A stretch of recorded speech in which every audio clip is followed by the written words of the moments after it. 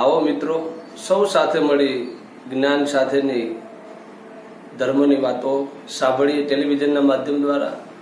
હોળીનો મહિમા જે છે એ તો ભક્ત પ્રહલાદ સાથે સંકળાયેલો છે, પણ અનેક શાસ્ત્રની ગુહ્યમાં ગુહ્ય વાતો સાથે પણ આ ઇતિહાસ સંકળાયેલો છે। ભગવાન શિવ જ્યારે સમાધિમાં હતા એ સમયે ભગવાનની સમાધિ તોડાવવા માટે દેવો અસંખ્ય પ્રયત્ન કરે, કારણ કે શિવજીના વિવાહ થાય તો તારકાસુરનો વધ થાય, એના માટે થઈ ભગવાન શિવજી તો સમાધિમાં।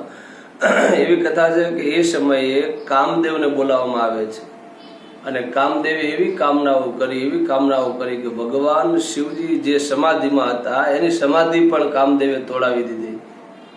અને જ્યાં ભગવાન શિવજી ત્રીજું નેત્ર ખોલ્યું ત્યાં તો કામને બાળીને ભસ્મ કર્યો। એના પત્ની કામના રતી એ રડતા રડતા આવે છે। એક એની સાથે પણ આ જ્યારે ભસ્મ કર્યો અગ્નિની અંદર, એની સાથે પણ આ એક કથા જોડાયેલી છે હોળીની।